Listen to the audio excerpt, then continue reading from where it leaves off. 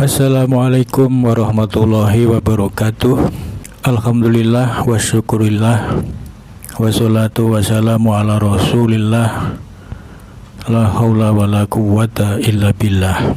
Kiai Haji Said Agil Sirot mengungkap sejarah Nahdlatul Ulama atau NU ini dimulai dengan menceritakan pergerakan-pergerakan Islam di Timur Tengah.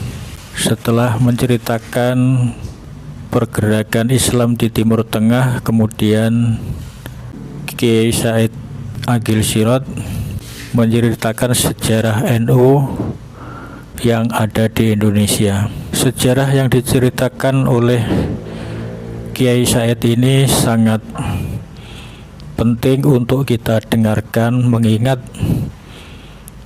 sejarah NU itu sendiri sudah mengalami pembelokan sejarah oleh oknum Habib yang jika tidak diluruskan maka akan sangat membingungkan generasi muda NU di masa-masa yang akan datang. Ketika generasi sepuh sudah tiada dan pembelokan sejarah ini belum diluruskan, maka generasi muda akan kebingungan, akan kehilangan obor tentang sejarah NU yang sebenarnya. Hal ini tentu sangat berbahaya untuk generasi muda NU di masa depan. Nah, untuk lebih jelasnya tentang bagaimana sejarah NU yang sebenarnya, mari kita ikuti bersama uraian dan penjelasan dari Kiai Said Agil Sirot berikut ini. Semoga bermanfaat. Saya Syari, cucu Nabi, berdakwah dengan cinta suci, bukan Habib dari Yaman. Darah juang tumpah di tanah ini, wassalatu wassalamu di setiap sudut perjuangan kami, wa syafi'ina wa habibina Muhammad Rasulillah wa ala alihi wa sahbihi wa man tabi'a sunnatahu wa jama'atah min yaumina hadha ila yaumin nahdah. Hadaratul muhtaramin, sadatana ru'asa syuriyah, seluruh MWC yang hadir, dan para ketua Tanfidiyah yang saya hormati, anggota DPRD dari berbagai partai, ada P3, ada PDI yang hadir ya. PKB ada enggak? A'azzakumullah. Wabil khusus Kiai Rahmat Ihya dan Ketua Tanfidiyah siapa? Ketua Tanfidiyah Sukolilo siapa? Amrozi belum datang belum? Amrozi, Ustadz Amrozi ya. Saudara saya Kiai Haji Dam Khalid ini keponakannya menantu kakak saya. Yang terhormat Bapak Camat Sukolilo, Kiai nggih. Kiai Muhammad Dzul Haidar, calon Syuriah ini. Lurah, Pak Kepala Desa Ustadz Ahmad Fida Fajar, Kiai juga atau HK hampir Kiai lah. Ustadz Haris Nurullah, Kiai Irfan Haris, Kiai Zudi, Mas Gufron, Ketua KUA, Ketua MUI, Ketua Jatman, Muslimat Fatayat, Ansor, Pagar Nusa, Ibnu PPNU, Ayul Huduril Karim. Setelah Rasulullah 13 tahun di Mekah, dakwah siang malam dengan mendapatkan tekanan yang luar biasa, bahkan beberapa sahabat menjadi korban kekejaman Quraisy. Dua sahabat yang terbunuh, yaitu Yasir, bapaknya Ammar bin Yasir, dan ibunya Sumayyah yang dibunuh oleh Abu Jahal. Rasulullah 13 tahun dakwah Islam di Mekah hanya mendapat pengikut kurang lebih 120 orang. Itulah as-sabiqunal awwal. Puncaknya adalah ketika Bani Hashim diembargo oleh orang Quraisy, tidak boleh berhubungan. Mereka diembargo di sebuah jurang Syib Amir. Sekarang sudah nggak ada, jadi jalan tol sudah. Terpaksa setelah itu Rasulullah mencoba dakwah ke kota lain, yaitu kota Taif. 1 bulan di sana dakwah di Taif, tidak seorang pun masuk Islam. Tidak satu orang pun menerima dakwah Rasulullah. Bahkan beliau diusir dan dilempari batu. Beliau hanya ditemani 1 orang, sahabat Zaid bin Harithah, budak hitam. Beliau pulang ke Mekah dengan berdarah-darah. Kemudian Allah memberikan mukjizat Isra Mi'raj sepulang dari Taif itu, dengan membawa kewajiban fardu sholat 5 waktu. Datang musim haji, ada beberapa jamaah haji dari Yathrib. Kota itu dinamakan Yathrib karena yang membangun kota tersebut namanya Syekh Yathrib bin Laud bin Amliq bin Sam bin Nuh. 12 orang masuk kota Mekah. Ada isu sangat santer, ada orang gila namanya Muhammad, suka ngigau Al-Quran padahal, tapi jangan ngigau. Kesini berita demikian, ke sini sama aja, ke sana juga ramai sekali. Seluruh kota Mekah memberitakan ada orang gila namanya Muhammad, tukang ngigau. Akhirnya 12 orang penasaran. Ini berita yang santer kok tentang orang gila ini. Ini mana suara Surabaya. Suara Surabaya memberitakan terus ya. Jawab pos juga suara Surabaya. Penasaran orang 12 itu. Dicari orang gila tersebut. Jumpa di sebelah kanannya Jumrah Aqabah. Nabi sedang sholat. Setelah selesai sholat, orang 12 pemimpinnya itu berkata, innahu laisa bimajnun. Ini orang bukan orang gila. Innahu lan nabi alladzi tawa'ada bihi alaina yahud. Ini nabi yang sedang ditunggu-tunggu oleh Yahudi. Karena di Yathrib ada orang Yahudi, 3 suku. Di Mekah enggak ada.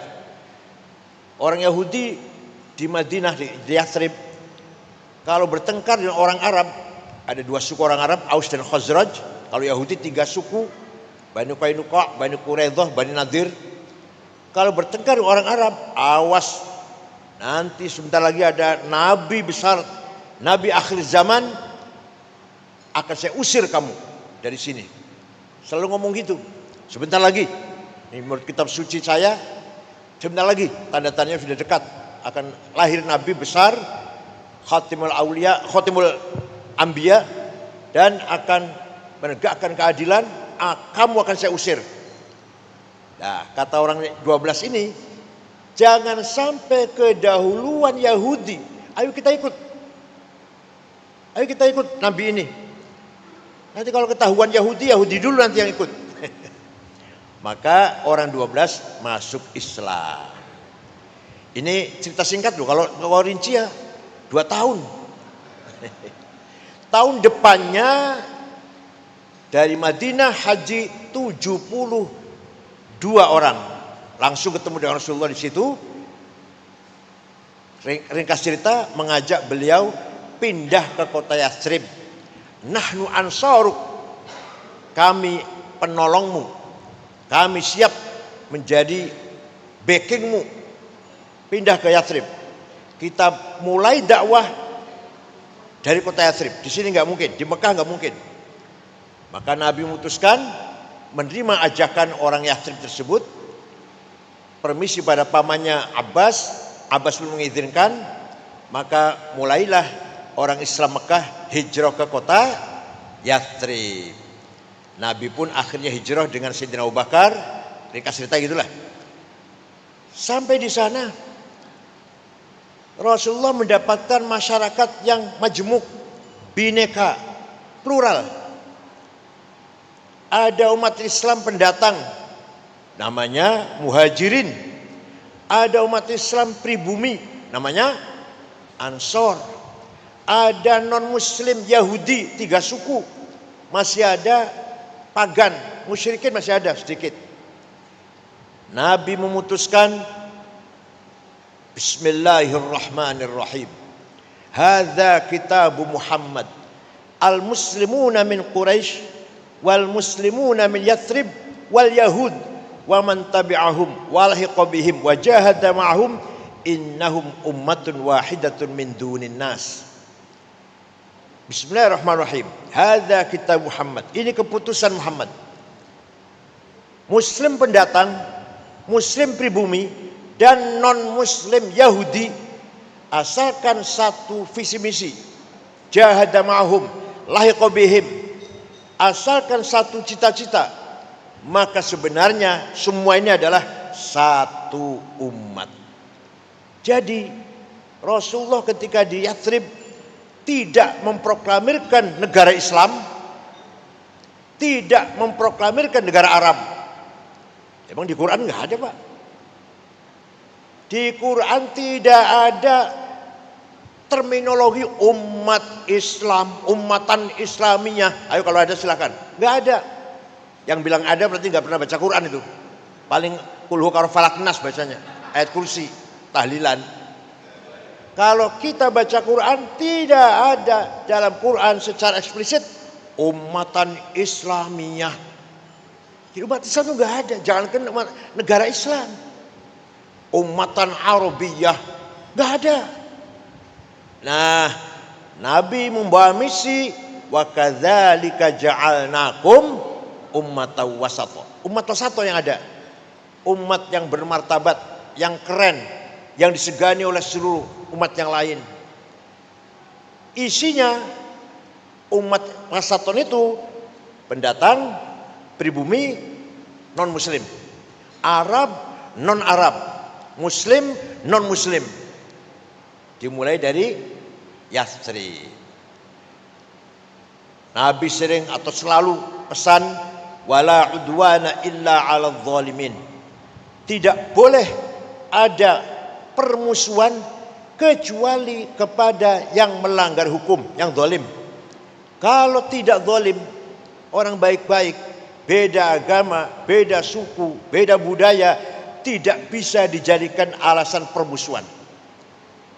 Wala udwana illa 'alal zalimin. Itu khatib-khatib Jumat biasa ngeluarin itu ya, biasa ya. Biasa ngeluarin itu kan. Tapi mereka enggak sadar apa artinya, enggak sadar mereka. Tidak boleh ada permusuhan karena beda suku, Cina, Arab, Yaman, enggak boleh. Apalagi Eropa misalkan. Asal orang itu baik-baik, harus kita hidup bersama. Husnul muasyarah, husnul muamalah, husnul musyarakah. Interaksi dengan baik, bergaul dengan baik, dan membangun kebersamaan dengan baik.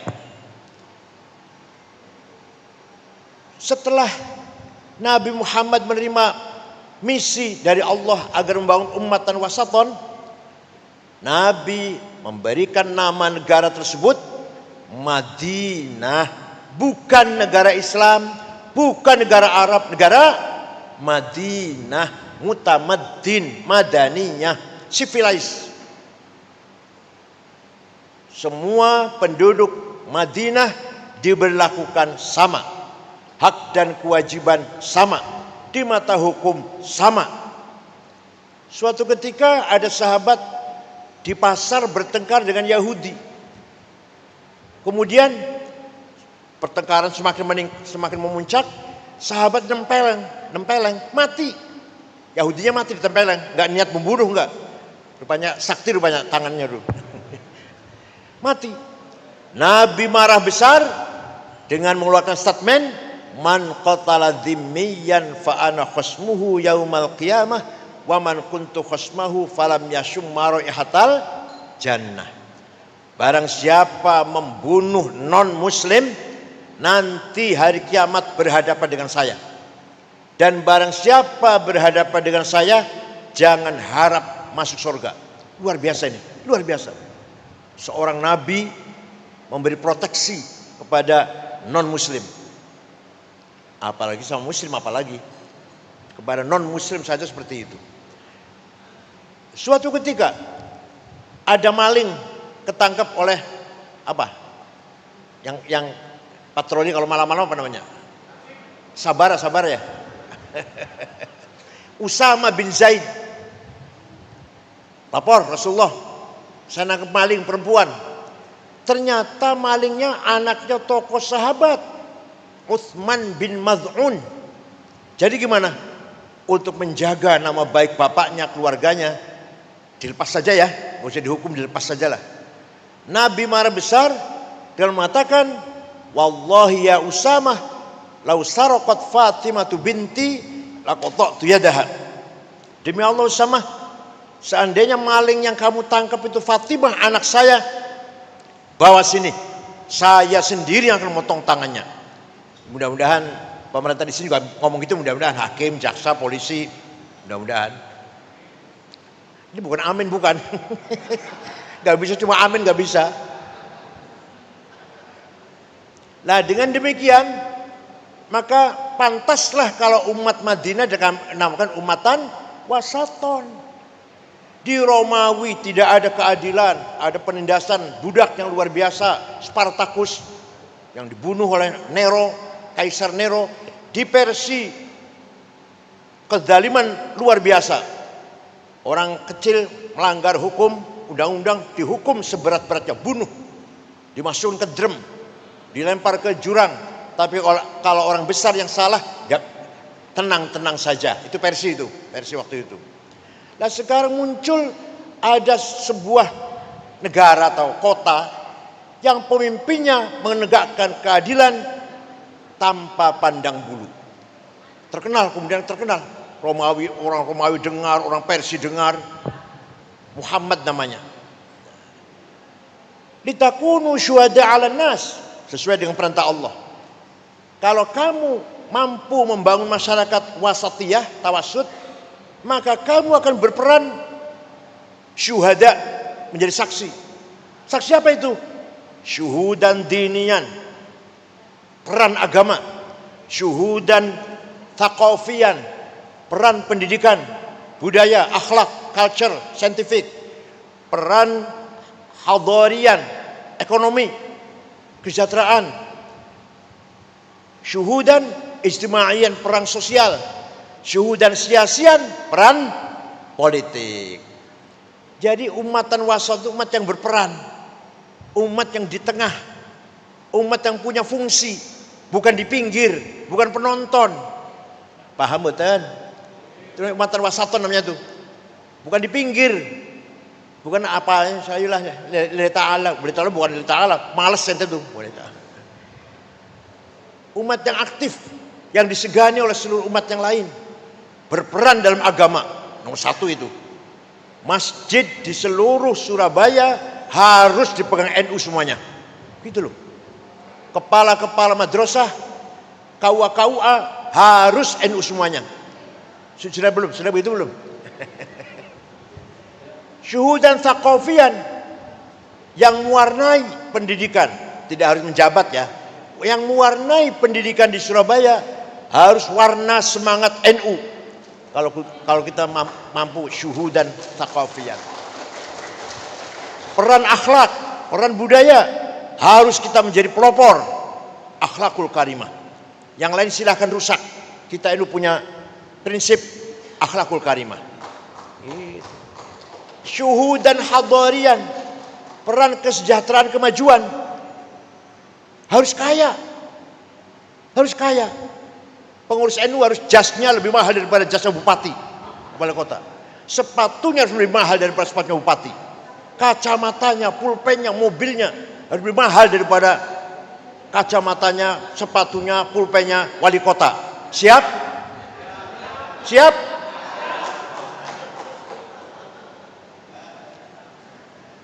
Harus mampu, peduli dalam bidang kesejahteraan, mengangkat harkat hidup masyarakat anggota NU. Bagaimana caranya? Jadi umatan wasat itu umat yang keren, bermartabat, berperan, bukan penonton, bukan di pinggir, pemimpin, ketua, komandan, panglima, direktur, wali kota, bupati, gubernur, gitu loh. Kalau yang gubernur namanya syuhudan siasian, direktur bank syuhudan hadorian, kepala pasar syuhudan hadorian, bos nelayan, ya bos nelayan ya, yang punya kapal nelayan, NU juga itu. Waduh, ketua koperasi, apalagi, itu siasian kalau sama siasian. Itu yang ekonomi ini, yang pegang BPR, pegang koperasi, KUD, harus NU itu, namanya syuhudan hadorian. Ilmu, pendidikan, akhlak harus dipelopori oleh NU, syuhudan thaqafiyan. Jadi idealnya seperti Nabi Muhammad membangun masyarakat Madinah, beriman, berakhlak, sejahtera, cerdas, pinter-pinter. Jadi Surabaya ini harus beragama yang kuat, akhlaknya mulia, sejahtera, kaya, rata-rata rumahnya 2 lantai, mobilnya Innova semua. Bukan amin ya, ini bukan doa, bukan amin. Jawabnya siap, jawabnya.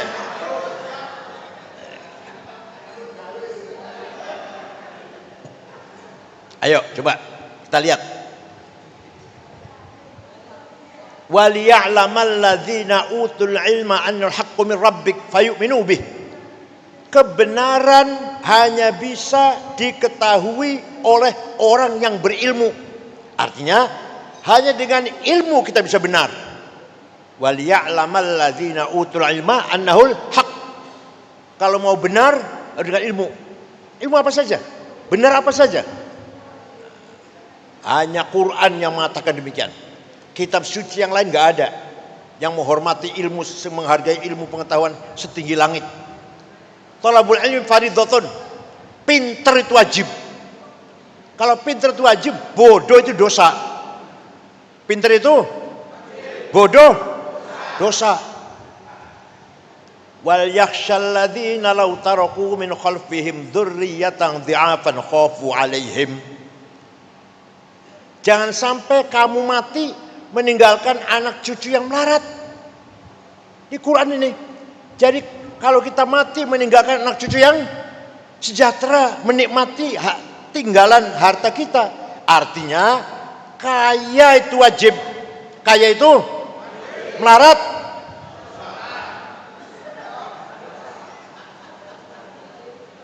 Walaqad katabna fi zaburi min ba'di dzikr annal ardi yarithuha ibadiyas solihun. Kekayaan alam ini untuk hamba-hambaku yang soleh. Batu bara, nikel, boksit, mangan, timah, uranium, emas, berlian, biji besi, biji tembaga, gas, minyak. Walaqad katabna, saya tetapkan, kata Allah, saya tetapkan bahwa kekayaan Indonesia alam ini untuk hamba-hambaku yang soleh. Prakteknya, kenyataannya, orang kaya nomor 1 Prayogo Pangestu, duitnya 1.150 triliun. Nomor 2 Budi Hartono, Rokok Jarum dan BCA, 950 triliun. Nomor 3 Eka Cipta Sinarmas, 700 triliun. Nomor 4 Antoni Salim. Nomor 6 orang Islam Khairul Tanjung. Nomor 39 Haji Rashid. Nomor 40 Haji Muhammad Bayu. Saya cari, ya orang Sukarno nggak ada. Ini min jumlatil fuqara, semua ini min jumlatil fuqara.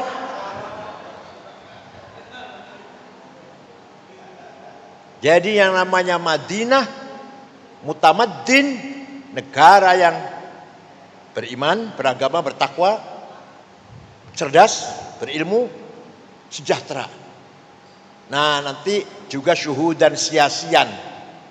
Wala tahinu wala tahzanu wa antumul a'laun in kuntum mu'minin. Kamu jangan kalah. Kamu jangan. Jadi menang itu wajib. Kalah itu usah. Camat NU, lurah NU, wali kota NU, gubernur NU, presiden itu menang itu wajib. Wala tahinu, kamu jangan kalah. Wala tahzanu, kamu jangan di bawah. Wa antumul a'laun, kamu harus di atas. In kuntum ini kalau benar-benar kamu orang beriman. Semua. Saya ngomong berdasar Quran semua ini.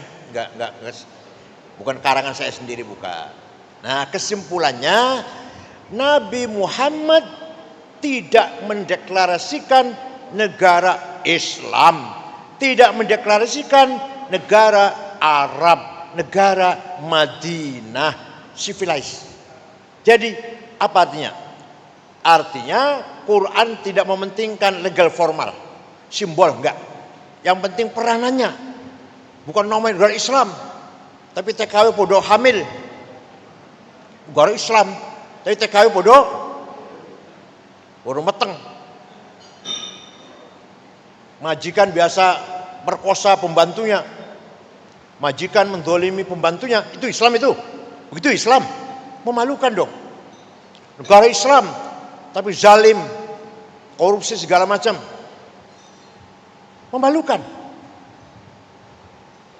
Negara Madinah, negara yang adil, makmur, sejahtera. Ini konsep nasionalisme, konsep watoniyah. Kalau bahas sekarang, nah, dah, tinggal dulu. Tahun 1924, Khilafah Utsman, sistem khilafah sejak Sayyidina Abu Bakar, Umar, Utsman, Ali, dinasti Umayyah, dinasti Abbasiyah, kemudian Utsmaniyah, Ottoman. Tahun 24 bubar, khilafah bubar. Ya, negara agama sudah nggak ada, negara Katolik, negara Islam, negara nggak ada sudah. Agama tidak jadikan nama negara, tidak. Teritorialnya agama, negara Islam batasnya ini, negara Katolik enggak, sudah hilang itu. Yang menghilangkan apa? Seorang pemikir, ideolog dari Prancis, namanya Ernest Renan, tahun 1895, menawarkan konsep negara kebangsaan, bukan negara agama, negara kebangsaan. Tamadun tadi, tamadun Rasulullah. Nah, yang membubarkan Khilafah Utsman namanya Mustafa Kamal Ataturk. Kenapa bubar? Karena khilafah waktu itu lemah, la haula wala quwata. Wilayahnya dijajah semua. Irak, Mesir, Sudan dijajah Inggris. Suriah, Lebanon, Aljazair, Tunis dijajah Prancis. Libya dijajah Itali, Indonesia Belanda. Khalifahnya la haula wala quwata. Khalifahnya lemah, la haula wala quwata. Akhirnya Mustafa Kamal Ataturk membubarkan sistem khilafah menjadi negara modern republik nasionalis Turki. Lah wilayahnya khilafah gimana yang luas sekali. Terserah situ. Silakan urus masing-masing. Kami nggak tanggung jawab. Berdirilah negara nasionalis kebangsaan Turki modern sekuler. Nama tidak boleh ke Arab-Araban. Muhammad nggak boleh, Mehmet. Khadijah nggak boleh, Cetice. Ayub nggak boleh, Eop. Bahasa Turki itu, lidah Turki. Kalau Muhammad ini orang Arab, kamu bangsa Arab namanya, bukan bangsa Turki. Pakai gamis kopiah putih di luar masjid dilarang. Dalam masjid boleh, dalam masjid. Jadi imam itu kalau datang pakai celana. masuk masjid baru pakai gamis. Jadi tinggal di masjid. Nah, simbol-simbol khilafah gak boleh. Bahkan di kota Ankara, ibu kota baru Turki, tadinya kan Istanbul, beda ke Ankara, azan diganti bahasa Turki. Kementerian Haji dan Wakaf dibubarkan. Yang mau haji silahkan, tapi ngurus sendiri. Negara gak memberi fasilitas, ngurus sendiri. Sound system di masjid dilarang. Itu tahun 24. Mustafa Kamal berpegang teguh dengan ideologi nasionalisme yang dikonsep oleh Ernest Renan. Nah, ringkas cerita,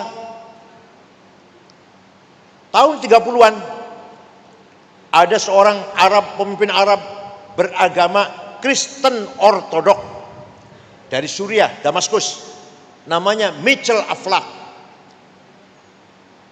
membentuk partai politik. Jadi setelah bubarnya khilafah, umat Islam terombang-ambing, belum ada partai politik. Baru tahun 30 orang Arab punya partai politik. Namanya Partai Ba'ath, partai nasionalis sekuler, Ishtirakiyah, Watoniyah, Almaniyah. Namanya Mitchell Aflaq.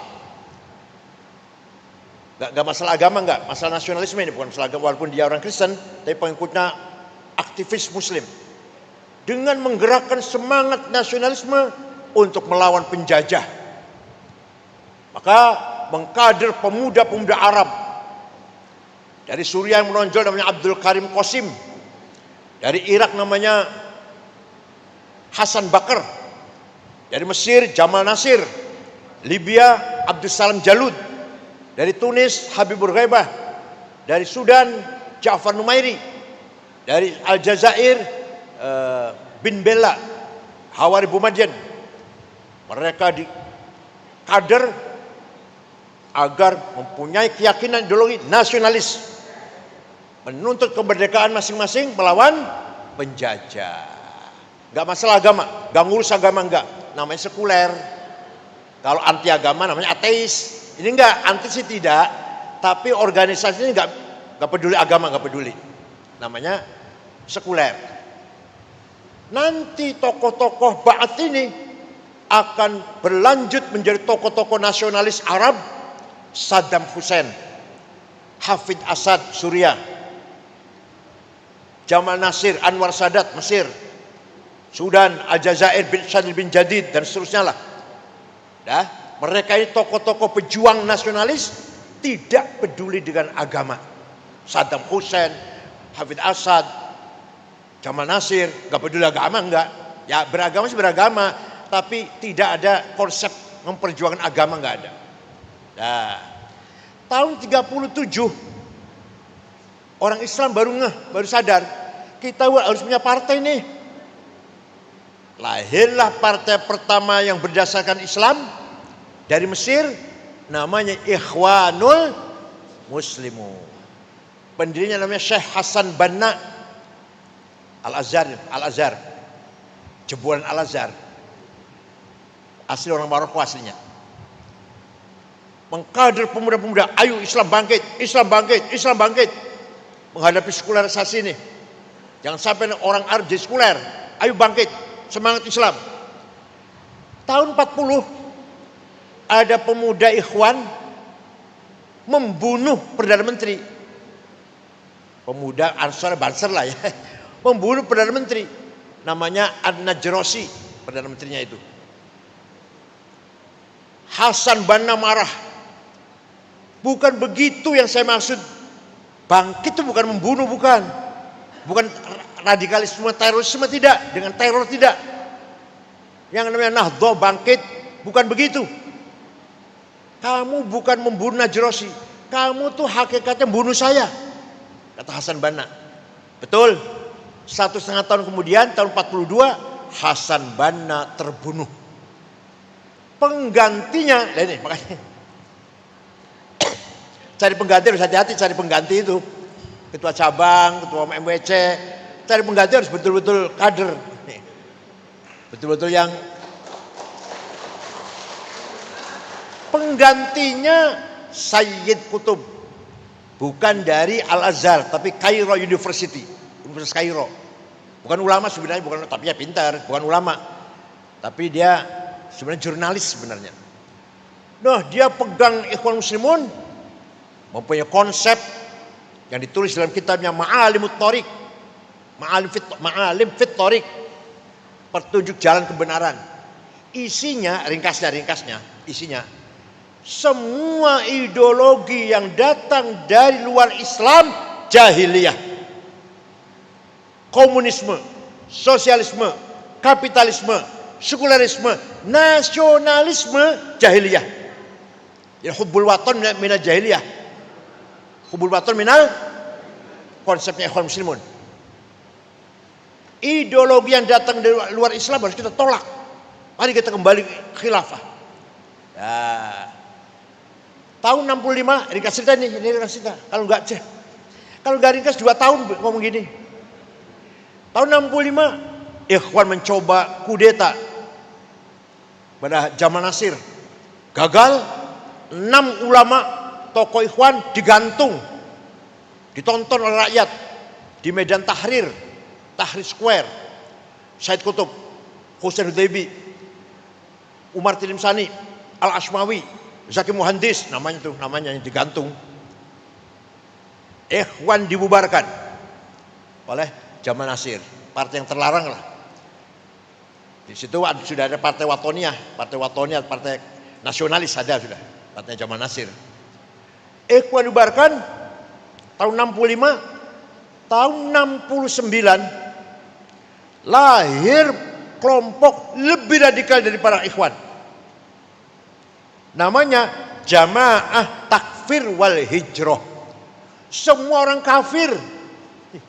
Al-Azhar semua kafir, semua Al-Azhar itu ulama-ulama kafir semua itu. Syekh-syekh tarekat, hufadzul Quran kafir kecuali mereka yang enggak kafir. Pendirinya namanya Syukri Ahmad Mustafa. 69.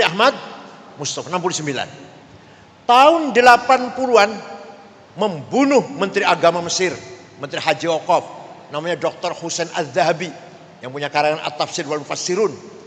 Kemudian membunuh wartawan senior, wartawan Koran Ahram, Yusuf Sibai. Puncaknya tahun 81 bulan Oktober tanggal 5 membunuh Presiden Anwar Sadat. Hosni Mubarak jadi presiden, mereka babat habis, tangkap bunuh. Masih ada sekelompok yang gak terbunuh. Antara lain namanya Ayman Al-Zawahiri namanya. Pergi ke Afghanistan melawan Soviet. Itulah pendiri Al-Qaeda. Jumpa di sana dengan orang Saudi namanya Usamah bin Laden yang tadinya mujahidin, dibiayai oleh Saudi melawan Soviet. Soviet bubar, lari, Raja Fahad panggil, pulang. Sudah selesai, jihadnya selesai, udah Soviet udah lari.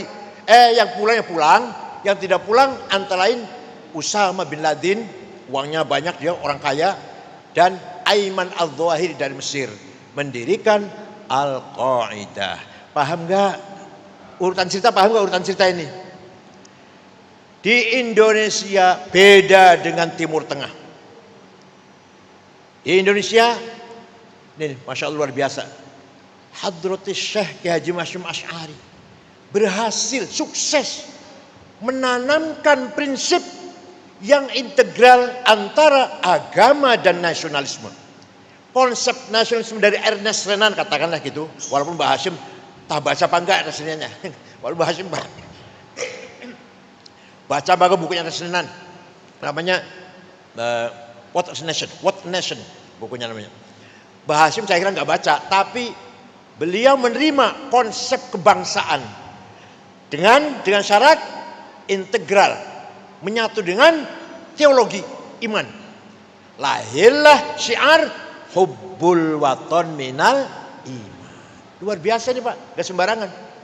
Kiai Timur Tengah gak ada. Jadi kalau Timur Tengah itu yang berjuang nasionalis Saddam Hussein, Hafid Assad, Jamal Nasir, nasionalis saja, nggak peduli agama. Yang berjuang agama nggak pernah bicara nasionalis, agama saja, Said Kutub. Nah, Mbah Hashim Asy'ari memperjuangkan agama, dakwah, pesantren, madrasah, juga pejuang nasionalis kemerdekaan melawan penjajah, dan berhasil konsep hubbul waton iman diikuti oleh puluhan juta manusia. Nah, jadilah wadah namanya Nahdlatul Ulama. NU lahir setelah bubarnya khilafah tahun 26, khilafah bubar tahun 24. Di tengah-tengah masa umat Islam lagi goyang, lagi terombang-ambing, khilafah bubar. Siapa pemimpin kita ini? Setiap negara, setiap daerah ada penjajah, dikangkai penjajah. Gimana ini? Di saat tengah-tengah masyarakat Timur Tengah goncang, bingung, Mbah Hashim Asy'ari NU lahir dengan prinsip hubbul waton minal iman. Anda beriman harus nasionalis. Anda nasionalis harus beriman. Ya, yang dari PDI mana? Dari PDI. Yang dari PDI mana? Kan tadi hadir enggak? Anda nasionalis harus beriman, bertuhan. Anda bertuhan, beriman, harus nasionalis. Itu Mbah Hashim Asy'ari itu. Dan berhasil. Yang heran itu berhasil. Ngendikan itu loh, diikuti oleh puluhan juta orang. Fatwanya itu. Barang siapa mati demi membela tanah airnya, mati syahid. Man mata li ajli watanihi mata syahidan. Wa man khana li watani halalun damuh. Barang siapa berkhianat kepada tanah air boleh dibunuh, walaupun tidak mengkafirkan. Mbah Hashim nggak mengkafirkan, soal kafir tahu itu Gusti Allah itu. Tapi barang siapa jadi cenguknya Belanda, anteknya Jepang, mata-matanya Jepang, bunuh. Soal kafir apa enggak itu urusan Allah. Yang jelas halal darahnya, itu waktu Mbah Hashim. Disitulah lahir sebuah ormas Islam Nahdlatul Ulama sebagai wadah antara yang menyatukan antara teologi dan nasionalisme. Maka sudah menjadi framing NU diterima oleh seluruh mayoritas masyarakat Islam sebagai organisasi yang berhasil mengintegrasikan nilai-nilai keislaman dengan nasionalisme. Mbah Hashim, Kiai Wahab, Mbah Bisri, Ali Maksum, Kiai Mahrus, Kiai As'ad, pejuang agama sekaligus pejuang nasionalis. Coba, ya kiai, ya nasionalis. Maka semua pahlawan nasional itu, ya kiai. Coba, nggak ada di Timur Tengah, nggak ada. Negara Arab nggak ada. Kita bersyukurlah punya NU ini. Jadi negara NKRI ini, negara Indonesia ini, kapal besar yang jadi supir presiden, gubernur, wali kota, bupati, camat, itu supir kapalnya itu. Nah, NU mana? NU di mana? Jangkar. NU itu jangkar. Yang kalau kapal itu berhenti, yang menjadi jangkar adalah Nahdlatul Ulama. Penyelamat. Di NU bisa bertemu antara aktivis nasionalis dan aktivis agama. Di NU bisa ketemu antara orang modern dan orang yang masih berpikir tradisional. Di NU masih banyak kiai yang utawi iku opo, ing dalem, ya. Tapi di NU juga ada orang yang intelek, banyak yang intelek. Di NU ada yang kelompok yang mempertahankan tradisi lama. Tapi di NU juga ada banyak orang yang punya visi ke depan agar NU lebih modern lagi. Gak apa-apa, biarkan. Jadi kan nggak usah ribut. Kalau ada Mas Ulil, rodok liberal, kemarin baru ngomong suap kalau untuk mencari kebenaran boleh, biarin, nggak apa-apa. Gak usah dikomentari, nggak usah. NU lah tempatnya diskusi. Di NU tempatnya bahtul ilmi, bahtul masail, bahtul ilmi. Dengan doabit, prinsip-prinsip ijma' dan qiyas. Di samping Quran dan hadis. Di NU lah dikembangkan moderasi dalam berpendapat. Di NU lah dikembangkan toleransi. menerima, menghargai perbedaan etnis maupun agama. Kita hargai Kristen, Katolik, Hindu, Buddha, Konghucu. Kita hargai Cina, Arab, Yaman.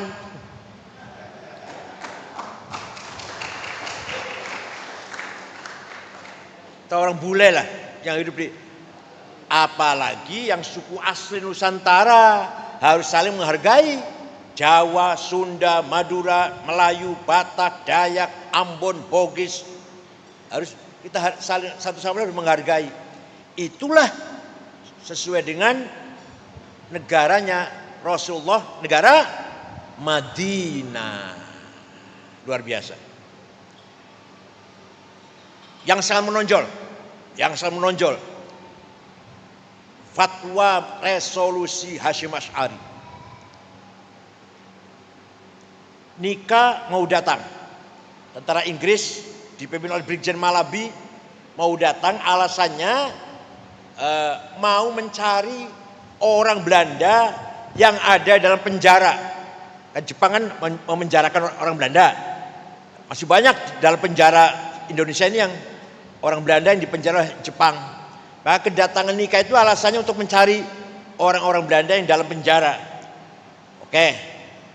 Ternyata membawa senjata berat, membawa pesawat tempur.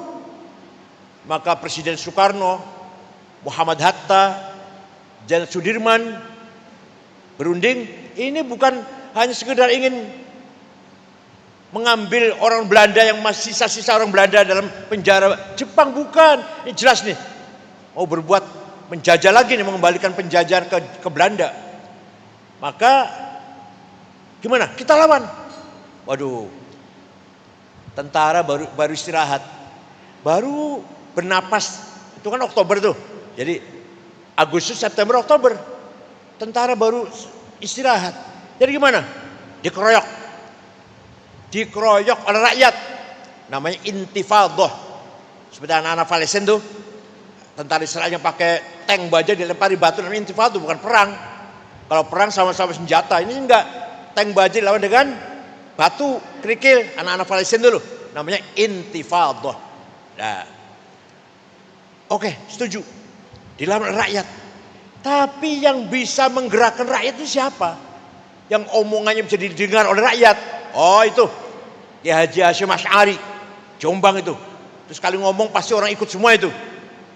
Maka 3 pemimpin itu menyuruh utusan menghadap Kiai Haji Hasyim Asy'ari. Hazreti Syekh, saya diperintah oleh Bung Karno, Hatta, Jenderal Sudirman bertanya kepada panjenengan, hukumnya membela tanah air, bukan bela agama loh, bukan bela agama, bela tanah air. Pak Hasyim Asy'ari dengan tegas, hukumnya fardhu ain, podo karo salat, podo karo puasa Ramadan, fardhu ain. Pulang ke Jakarta, 3 pemimpin senang semuanya. Mbah Hasyim ngumpul kiai-kiai, kumpul di mana? Apa? Bubutan, Bubutan. Anu ya, Kembang Cepun ya, Kembang Cepun ya. Kembang Cepun. Ya Bubutan. Mengeluarkan resolusi jihad ini. Tanggal 20 Oktober 45. Dah terjadi peperangan yang seru di Surabaya. Yang memimpin perang siapa? Nyun Sewu, siapa? Utomo dari tentara, dari kiainya. Kiai Abbas Buntet Cirebon.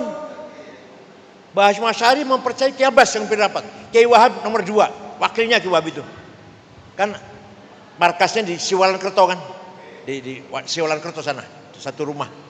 Kiai Abbas dari Cirebon. Hati-hati sama orang Cirebon, hati-hati loh. Sakti-sakti. Kiai Wahab itu wakil malah. Terjadi peperangan yang tidak seimbang, tapi alhamdulillah kita menang. Brigjen Malabi, mobilnya dibom, pasang bom meledak. Yang masang bom bukan tentara, santri tubuh namanya Harun. Hanya sayang Harun gak lari, malah ingin lihat seperti apa, hasilnya seperti apa. Dikira mercon. Harun pun gugur di sebelahnya mobilnya Brigjen Malabi. Itu sejarah yang harus kita perjuangkan. Sejarah ini harus disebarkan, harus dipahami, harus didengar oleh anak cucu kita. Jadi yang melawan nikah itu ya tentara ya, oke, peran tentara Bung Tomo ya. Tapi yang paling pokok utama adalah rakyat yang dipimpin oleh Hasyim Asy'ari. Fardhu ain bela tanah air ini. Gak ada ulama Timur Tengah ngomong kayak gitu. Percaya sama saya di Timur Tengah 13 tahun, pulang bawa anak 3. S1 sampai S3 lah. Saya tahu persis ulama Timur Tengah itu. Gak pernah bicara nasionalis, tanah air gak. Agama itu aja yang dibicarakan. Kalau ulamanya ya. Jadi framing pertama adalah NU organisasi yang mengintegralkan antara teologi dan nasionalisme. Framing kedua, resolusi jihad, perjuangan fisik mempertahankan NKRI. Kalau ide sudah lama ide fisik, perang fisik, kiai mimpin perang di depan. Kalau kita sekarang Syria kan mimpin istighothah di depannya. Kalau kiai dulu perang bukan istighothah.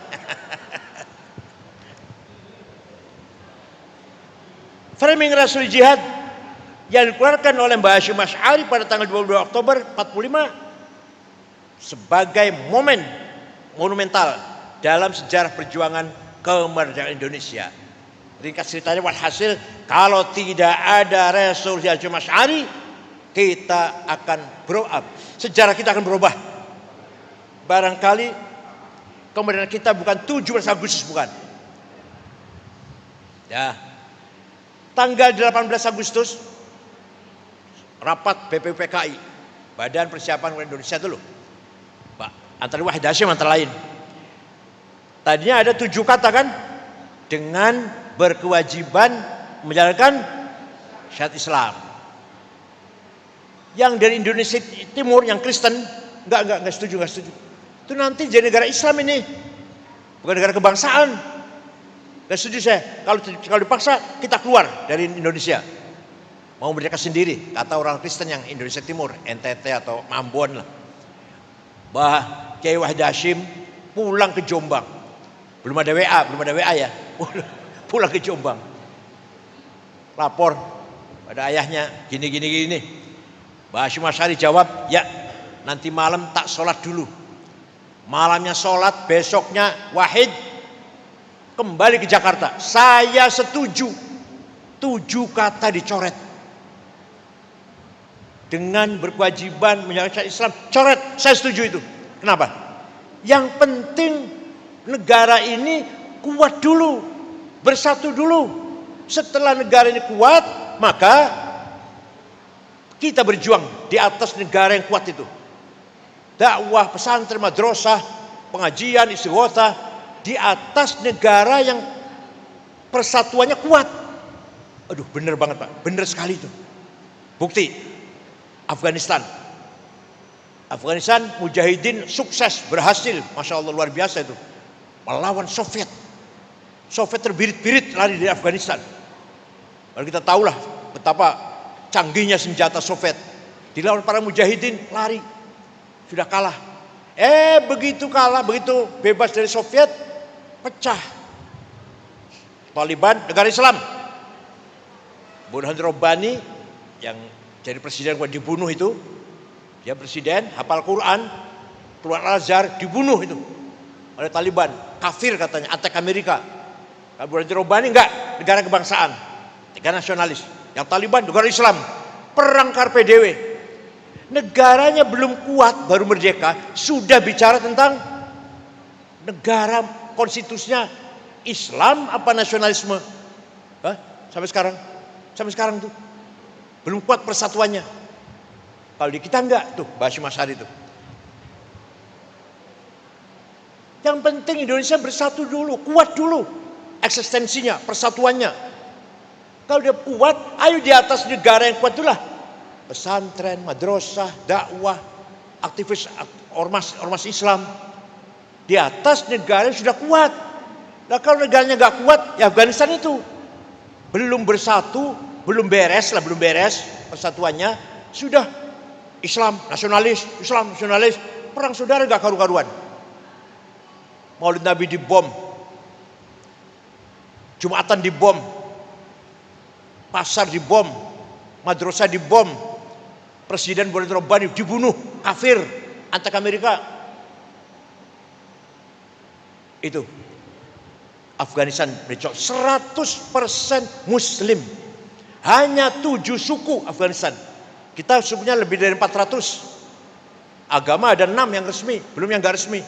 Gotoloco, Sabtodarmo, Sambelun, Subud, Sunda Wiwitan, Karuhunan, Kapitayan, Kaharingan, Darmo Gandul. Alas. Coba kita mau ngadain pesantren, masjid, mau bangun, apa harus ada IMB? Ya harus sih. Gampang diurus nanti belakangan, ya gitu ya. Ya. Bangun masjid tanpa IMB kan? Bangun madrasah tanpa IMB kan? Pesantren nggak ada IMB-nya kan? Iya nanti gampang diurus belakangan. Nggak apa-apa, pemerintah diem aja. Maulid Nabi malam-malam, isu wota malam-malam, 10.000, 20.000 orang dibiarkan oleh negara yang berdasarkan Pancasila, nggak berdasarkan Islam tidak. Di Saudi Arabia Pak, di Saudi Arabia mau ngumpul orang 10.000 tangkap sampean. Mau bangun madrasah tanpa izin tangkap.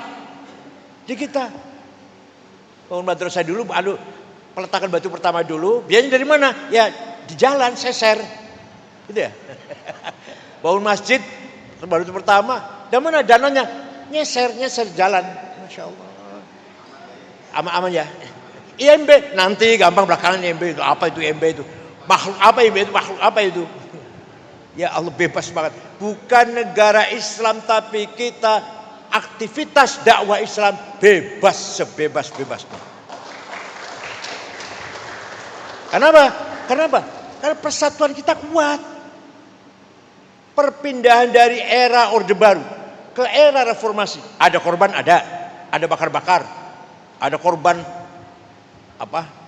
nyawa banyak, ya termasuk banyak lah. Perkosaan juga banyak. Tapi hanya 6 bulan.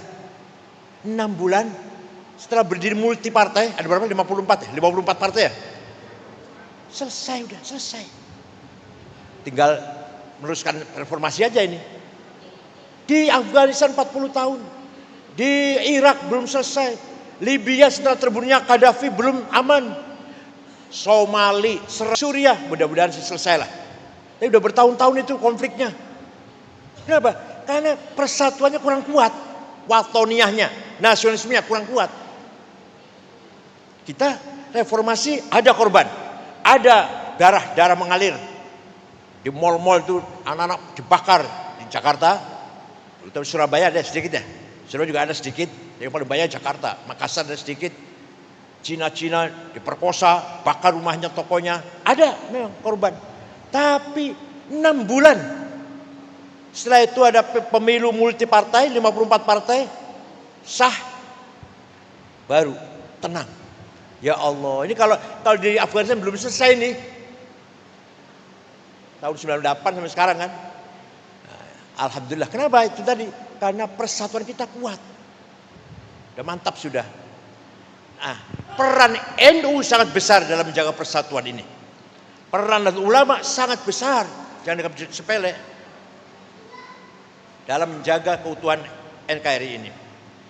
Kemudian yang ketiga, yang paling penting lagi. Framing moderasi beragama.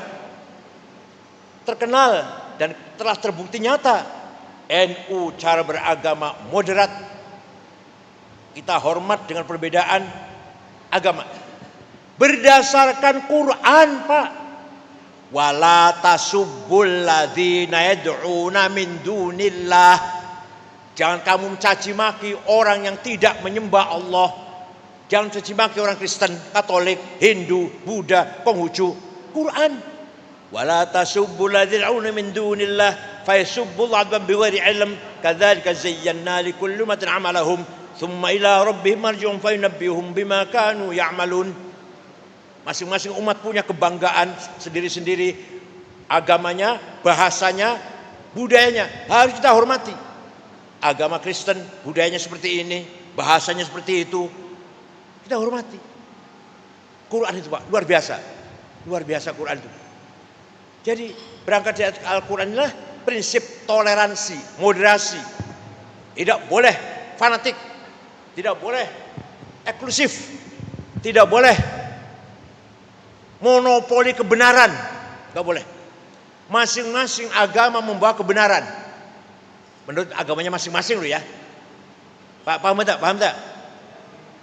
Masing-masing agama menawarkan kebenaran. Menurut pengikutnya, ya benar. Kebenaran saya kata Kristen begini, kebenaran Buddha begini, kebenaran Hindu ya begini. Kita pun bawa kebenaran, menawarkan kebenaran. Ayo kita berlomba. Berlomba menawarkan kebenaran pada masyarakat. Tidak dengan caci maki, tidak dengan wabima rahmatin minallahi lahum walau kunta faddan ghalidhal qalb lan faddu min haulik. Kalau kamu kasar Muhammad, seandainya kamu kasar Muhammad, niscaya orang Mekah lari meninggalkan kamu. Itu turunnya ayat itu ketika Fathu Makkah tahun 8 Hijriah. Nabi masuk kota Mekah diikuti para sahabat 12.000. Orang Mekah ketakutan, dikira Nabi Muhammad mau balas dendam. Ternyata Nabi masuk kota Mekah, al-yaum yaumul marhamah. Hari ini hari kasih sayang. Tidak ada balas dendam. Saya maafkan semuanya. Akhirnya orang Mekah semua masuk Islam. Wa ra'aitan nasa yadkhul fi dinil afwaja. Lihat Muhammad, orang Mekah masuk Islam semuanya. Ya Allah. Tapi Sayyidina Abu Bakar baca ayat itu, turun ayat itu, nangis. Ini pertanda bahwa Muhammad sudah akan berakhir. Yang lain senang, sahabat-sahabat yang lain senang. Orang Mekah masuk Islam semua. Jumlahnya orang Islam sudah 100.000. Karena Mekah paling padat penduduknya waktu itu. Orang yang lain senang, Abu Bakar menangis. Dengan adanya masuk Islam, orang Arab masuk Islam semua, pertanda Nabi Muhammad sudah akan berakhir. Itu Nabi Muhammad memberikan amnesti pada penduduk Mekah yang dulu menyakiti Islam, membunuh, menjemur sahabat Bilal. Saya maafkan. Tidak ada hukum, nggak ada hukuman, nggak ada, balas dendam nggak ada. Dengan demikian orang Mekah semua yadkhuluna fi dinillahi afwaja.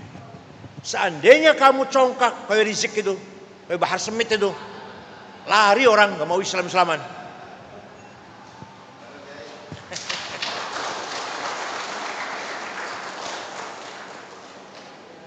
Ya sekarang sedang menerima karmanya lah. Dulu kan suka ngomong Gus Dur buta mata, buta hati.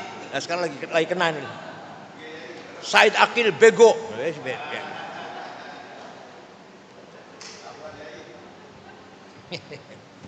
Berkembang dari itu, NU melangkah lebih maju lagi, menawarkan perdamaian global. Itu terutama dimulai dari Gus Dur terutama. Terus terang saja.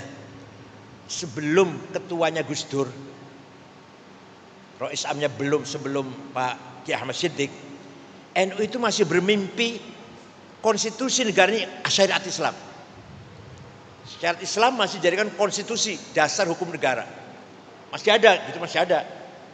Maka Pak Harto juga curiga kan. Kiai Ahmad Siddiq dan Gus Dur terpilih tahun 84 ya Jobodo. NKRI, Pancasila, Bhinneka Tunggal Ika, Undang-Undang 45 sudah final. Tidak boleh kita bermimpi ingin menjadikan syariat Islam sebagai konstitusi. Tapi syariat Islam diamalkan, bukan dikonstitusikan. Ayo salat yang rajin, puasa yang rajin, baca Quran yang rajin, haji, umroh, zakat, ayo yang rajin. Tapi tidak menjadi konstitusi. Konstitusi kita tetap Undang-Undang Dasar 45. Itu Kiai Ahmad Siddiq dan Gus Dur. Setelah itu baru kesininya mantap. NU nasionalismenya sudah kokoh sudah. Nah, oleh karena itu misi hubbul watan iman, Islam toleran, Islam moderat dibawa Gus Dur ke luar negeri. Mulailah masyarakat dunia tahu siapa itu NU, apa itu NU, bagaimana visi misinya. Luar biasa. Gus Dur biasa ketemu dengan Paus di Vatikan, ketemu dengan tokoh Protestan di Belanda, di Jerman, selalu hubungan dengan non-muslim, mengenalkan ini loh NU, ini loh NU. Sehingga apa? Dampaknya positif. Orang kota, orang intelek tidak malu ngaku NU. Setelah Gus Dur itu tidak malu ngaku NU, profesor doktor, apa insinyur, apa sarjana hukum. Dulu NU identik dengan desa, kampungan, musola. Aduh, apa desa ya? Desa. Karena begini ya, ini kalau tarik sejarah. Belanda melarang pribumi terutama yang beragama Islam sekolah. Nah, tahun 1901 Belanda berubah, boleh sekolah boleh. Nah, nanti yang akan jadi Muhammadiyah sekolah. Kiai-kiai pesantren malah haram sekolah. Gak usah kiai kuno lah, ayah saya itu baru wafat tahun 90. Baru wafat tahun 90 ayah saya itu. Haram sekolah. Campur laki perempuan, pakainya celana pendek, nulisnya dari kiri, haram semua itu. Nulis dari kiri, celananya pendek, paha kelihatan, campur perempuan laki, haram. Sehingga akibatnya apa? Akibatnya setelah merdeka, Muhammadiyah menguasai manajemen, ilmu sosial, antropologi, ilmu politik. NU yang nggak ngerti, ketinggalan. Tapi Muhammadiyah tidak punya ulama yang tafakuh fiddin, ahli tafsir, ahli hadis, ahli fikih, nggak ada. Apal Quran aja nggak ada yang apal Quran. Ya ada barangkali 1-2 lah. NU menguasai tafakuh fiddin, tapi ketinggalan dalam bidang manajemen, sosial, ilmu sosial dan seterusnya lah. Kalau sekarang alhamdulillah sudah nggak ada apa polarisasi seperti itu, udah nggak ada.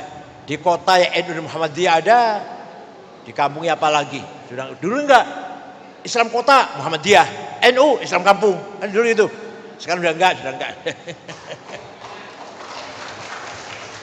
Di tengah-tengah kiai mengharamkan dasi, Kiai Wahid Hashim pakai dasi. Di tengah-tengah kiai yang mengatakan buka kopiah ini fasik, tandanya wong fasik orang kopiah. Kiai Wahid Hashim, Kiai Mahfud Siddiq gak pakai kopiah, pakai jas potongan seperti jasnya orang Belanda, haram.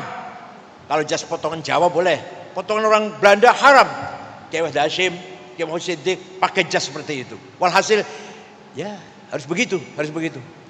Nah, tidak boleh berhenti terus pemikiran tatawurat, asal kita tidak berubah dalam prinsip akidah Ahlussunnah wal Jamaah.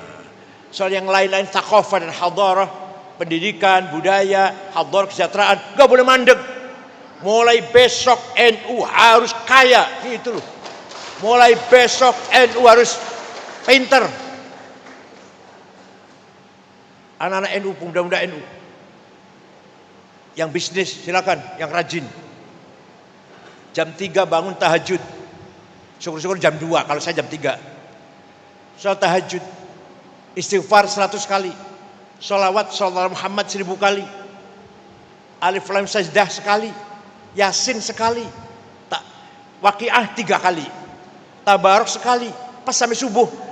Bar subuh sholat golek duit, sampai duhur makan siang sholat duhur golek duit, sampai asar sholat asar cari uang, sampai maghrib leren, silaturahim, tahlilan, jamiahan dengan tetangga, ketemu dengan anak-anak, jagongan, bar isya istirahat, makan malam, tidur, jam 3 bangun. Coba, bukan saya berarti nyuruh kaya itu mengendorkan ibadah, tidak. Ibadah pun yang rajin. Tahajud tidak boleh ditinggalkan. Malah bagi Imam Abu Hanifah, mazhab Hanafi, witir itu wajib. Abu Hanifah. Kita Syafi'i sunnah, tapi berulang kali di Quran menghimbau kita agar sholat malam.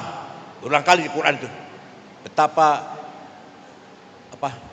mulianya nilai sholat malam itu. Ayo kita belajar sholat malam yang istiqomah. Gak usah banyak-banyak lah. Katakanlah 5 rakaat aja, 2, 1 witir, itu witir. Masih malas 3 udah, 2 dan 1 udah lah cukup. Asal tiap malam istiqomah, continue. Jangan dong-dongan, apa dong-dongan itu apa? Dong-dongan itu apa? Apalagi susah, waduh rajin tahajud. Begitu sudah jadi DPR, lupa sudah.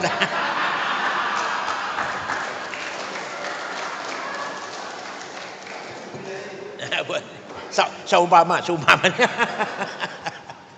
Nah, dalam rangka menghadapi era globalisasi ini tidak mudah, sangat berat, sangat berat. Dengan adanya medsos, YouTube, Instagram, TikTok, Google, manfaatnya besar, tapi madorotnya, ya Allah. Film-film porno, melihat film zina, itu nggak sembarangan loh, bukan barang kecil itu. Melihat nonton film zina, di akhirat jadi saksi sampean. Mau jadi saksi orang zina?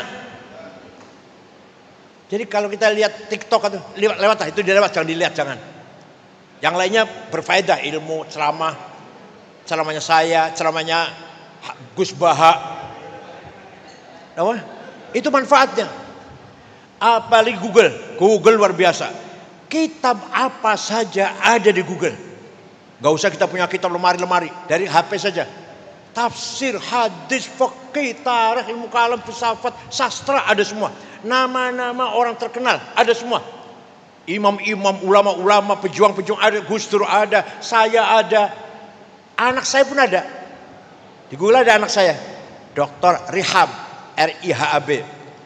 Mulai terkenal mulai. Dia psikologi Islam. Itu dokternya ilmu jiwa Islam. Kelebihannya bahasa Arab menguasai, bahasa Inggris menguasai. Itu kelebihannya, itu aja kelebihannya. Kalau dia menguasai buku Arab dan buku Inggris, maka bisa terkenal. Mulai ada di Google, Rihab Said Akil, anak saya itu. Nah, nanti di Kongres Muslimat dia mau ngisi apa? Ada session di sana. Tanggal berapa ya? Tanggal 12. Ada session. Judulnya kesehatan mental nanti.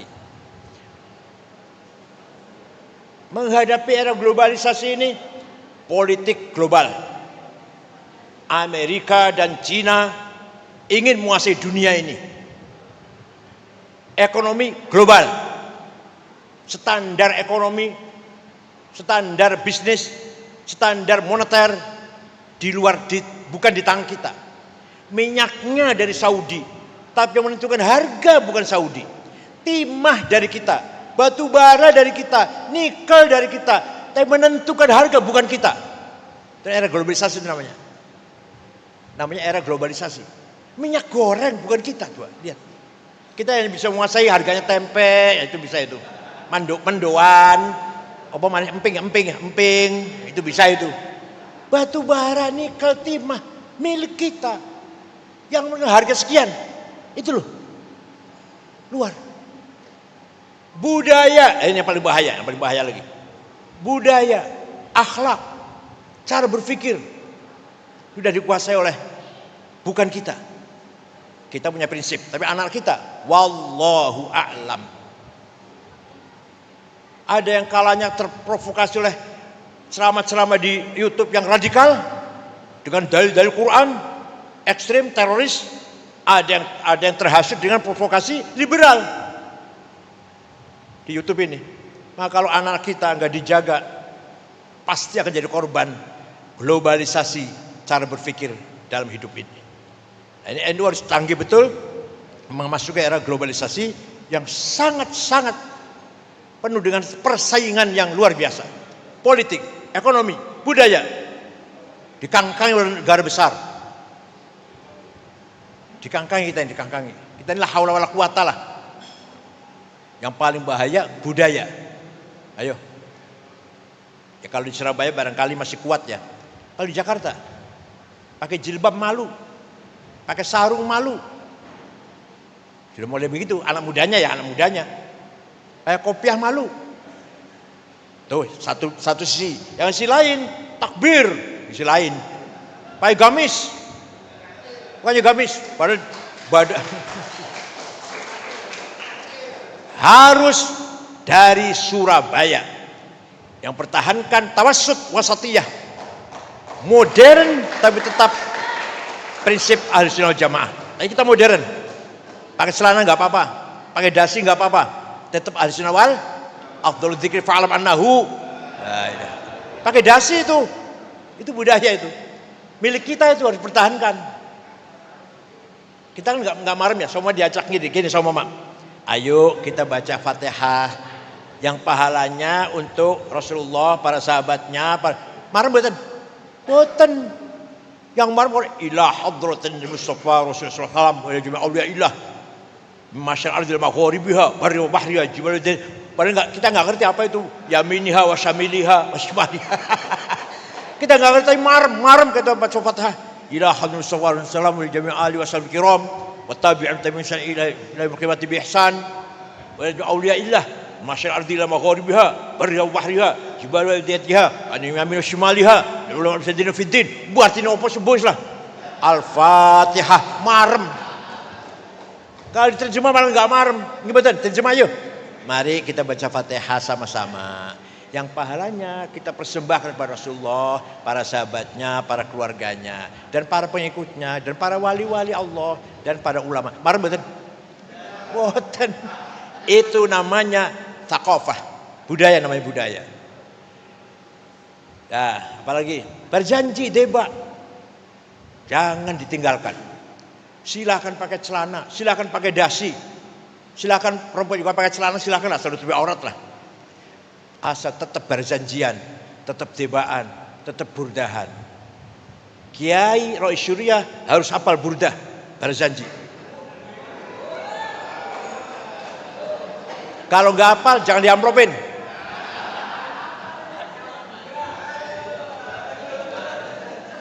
Bukan apa-apa. Karena itu milik kita. Berjanji, debat, talqin, manaqib Syekh Abdul Qadir Jilani, milik siapa itu? Milik kita. Kalau bukan kita yang hafal, siapa yang mau hafal? Muhammadiyah suruh hafal. Talqin hafal. Manaqib Syekh Abdul Qadir Jilani hafal. Khutbah nikah hafal. Khutbah gerhana hafal. Apa khutbah Jumat apa lagi? Kalau ada Kiai Rois Syuriah khutbah Jumat baca, jangan pakai lagi. Apa bedanya kalau SAG? Mosok keluaran tebuirang talir boyo tak ploso khutbahnya moco. Bodoh karo SAG. Mimbar masjid jangan dikasih buku khutbah, buang.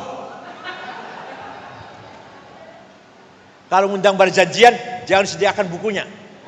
Jangan disediakan bukunya, biar apal-apalan. Kalau nggak hafal jangan kasih amplop. Karena itu milik kita. Jangankan itu Pak, jangan itu. Ngesai kita pun itu utawi iku. Ayo kita pertahankan, itu budaya kita itu. Utawi mim, khobar kho, fa'il fa, ya Allah. Pihak lain nggak ada itu. Kita harus bangga dengan milik kita, itu kita kebanggaan kita. Muhammadiyah nggak punya, Persis nggak punya, Wasliyah nggak punya, Al-Irsyad nggak punya. Kita yang punya utawi iku kho fa'il fa maf'ul bih fa utawi li mubtada iku khobar opo li fa'ilin wa naibi dhahar wa ing li maf'ulin bihi krono li maf'ulin li ajlihi wa ing dalam dhoraf serta li maf'ulin ma'ah wa kang sifah silatu mausilin kada mithl sifah wa mutlaqul maf'ul fihi kelawan kada kaba ujari fatlu bil bayan apane li tamizi hale halu fastahidu bil hifdzi ya rijalu. Milik kita itu. Kalau bukan kita pertahankan, ayo siapa lagi? Alhamdulillah mim utawi iku lai kho. Paham betul? Namanya warisan yang kita warisi, thaqafah yang kita warisi dari para leluhur kita. Salat pakai kopiah. Itu juga simbol. Idul Fitri sowan kiai, silaturahmi pada kiai atau ada apalah munasabah apalah, sowan kiai itu simbol kita. Orang lain nggak ada itu, orang lain nggak ada. Gemeruduk, berbondong-bondong, sowan kiai, cium tangan, itu simbol kita. Pertahankan. Anak kecil diajak, cucu diajak sowan kiai, supaya nanti sudah terbiasa. Jangan panjenengan tok, cucu diajak supaya kenal kiai. Maulid Nabi baca berjanji, cucu diajak, walaupun masih kecil, supaya membiasakan. Familiar. Tuh, saya kira itu kesimpulan terakhir.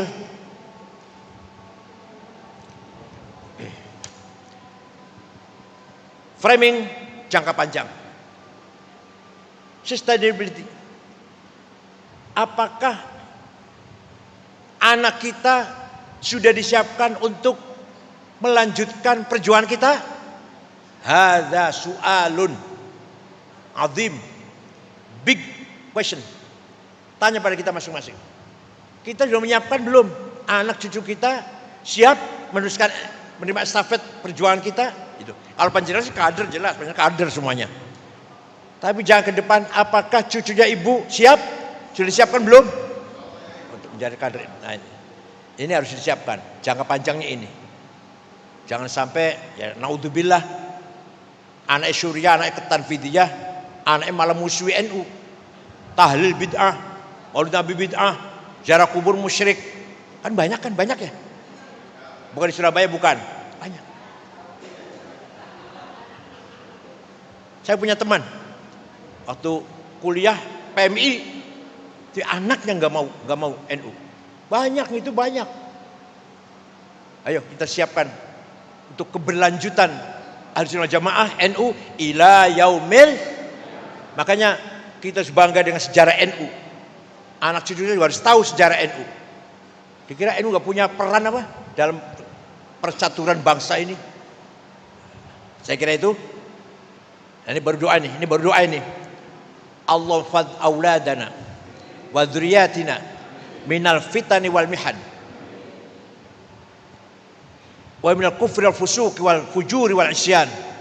Ya Allah, jagalah anak cucu kita dari fitnah, dari cobaan yang berat, dari kefasikan, kemungkarotan dan penyimpangan, apalagi sampai kekufuran. Ya Allah, ihfadhum khudh bi aidihim lima fi shalah wal khair was sa'adah fid dunya wal akhirah.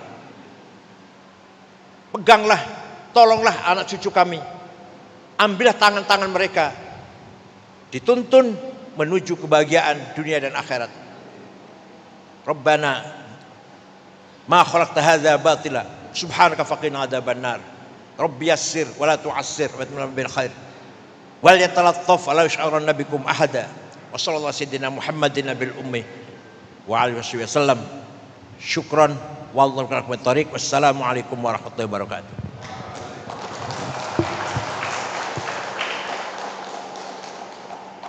Penjelasan yang sangat luar biasa, Bapak Ibu. Bapak Ibu masih semangat? Masih semangat? Jadi kalau kita melihat beliau berceramah sejak dulu, lihat di YouTube sampai sekarang, tidak ada sedikit pun penurunan intonasi dan semangat yang luar biasa. Bahkan nggih, monggo tepuk tangan. Bahkan begitu ketika saat beliau menjabat ketum PBNU, NU menurut saya secara pribadi mencapai puncak keemasan. Artinya NU disegani dan kemudian mempunyai bargaining position yang sangat tinggi. Beliau tadi ada hal yang menarik Bapak Ibu semua, ada kata kunci yang sangat menarik, ada integral.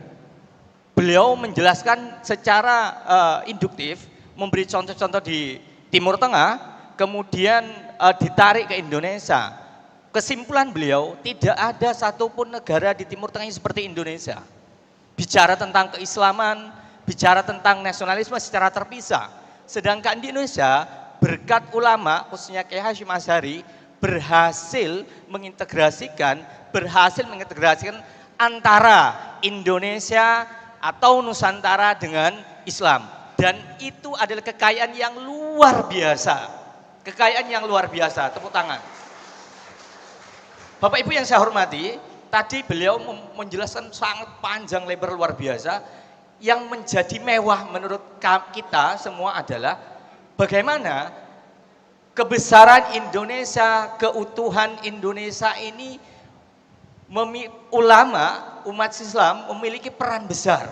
Jangan hilangkan narasi ini dari sejarah Indonesia. Jangan hilangkan cerita ini dari perpolitikan Indonesia. Karena memang Indonesia yang begitu besar, bahasanya ada 700 bahasa, kemudian suku, kemudian etnis, dan yang luar biasa sangat beragam. Ini bisa bersatu. Bahkan beliau tadi menyinggung, Ada revolusi, ada penurunan Soeharto, transisi dari Orde Baru ke Orde Reformasi, ada korban, tapi tidak seperti negara-negara lain. Indonesia masih bersatu. Hanya 6 bulan ada korban tapi tidak seberapa. Ini berkat persatuan, berkat narasi bersatu, berkat ulama, dan Indonesia ya yang memiliki umat Islam yang mayoritas ini berhasil merangkul, berhasil merasikan keberagaman, dan ini luar biasa. Tetapi ada hal penting juga Bapak Ibu, pertanyaan beliau ini secara serangkum karena sudah sangat panjang lebar beliau menyampaikan. Yai tadi menyampaikan bahwa bisakah ini dilanjutkan, karena ini bergantung kepada kualitas kita, kualitas orang NU khususnya. Apakah kita punya kualitas, punya kecerdasan, punya diskursus, punya narasi tentang ini. Beliau tadi mengatakan kaya itu wajib, pinter itu wajib. Kalau bodoh itu, saya ingat Bidatul Hidayah, bahkan orang bodoh itu lebih berbeda daripada orang jahat. Begitu. Karena memang pintar, kaya itu luar biasa penting. Tidak mungkin kita maju tanpa kecerdasan, tidak mungkin. Artinya beliau tadi menyampaikan ilmu itu sangat yarfa'illahu alladziina minkum walladziina utul ilma darajat. Itu hanya Islam, hanya di kitab suci tadi. Al-Qur'an yang menarasikan itu. Bapak Ibu yang saya hormati, ini warisan, ini adalah beban kita dalam tanda kutip, ini adalah tanggung jawab kita sebagai seorang NU, apakah kita mampu menarasikan, mampu memikul tanggung jawab yang luar biasa untuk kejayaan Indonesia, kejayaan umat Islam. Makanya tadi camat NU, lurah harus NU, bupati harus NU, jauh beliau. Itulah mengapa ketika beliau menjabat ketum PBNU itu NU menjadi organisasi yang sangat disegani, dan saya merasakan itu. Bapak Ibu yang saya hormati, apakah masih ada tanya jawab Bapak? Cukup nggih? Pripun? Cukup nggih? Baik, Bapak Ibu yang saya hormati, matur nuwun sanget Yai atas nasihatnya, atas petuahnya. Semoga kami semua yang masih muda khususnya mengemban, memperjuangkan amanah dan semangat panjenengan ini agar bisa ke depan kita jaya Indonesia, jaya NU. Seperti itu. Demikian Bapak Ibu yang saya hormati. Kalimat terakhir dari saya bahwa masa depan perlu diperjuangkan, masa depan perlu dibencuangkan, perlu diimajinasikan, tetapi tidak boleh melupakan sejarah, bahwa sejarah itu punya peran besar. Yuval Noah Harari mengatakan begini, sejarah itu bukan tentang masa lalu, tapi tentang sebuah perubahan, transisi. Kalau kita bisa menatap masa depan, kita harus menatap masa lalu agar kemudian kita bisa lalu itu. Dan kita akan meneruskan perjuangan para ulama mengintegrasi Indonesia menjadi negara yang besar dan makmur sejahtera. Wallahul muwaffiq ila aqwamit thoriq. Wassalamualaikum warahmatullahi wabarakatuh. Wali Songo membawa cahaya, roh suci untuk dunia. Di hati kita mereka ada, menyatukan jiwa bangsa.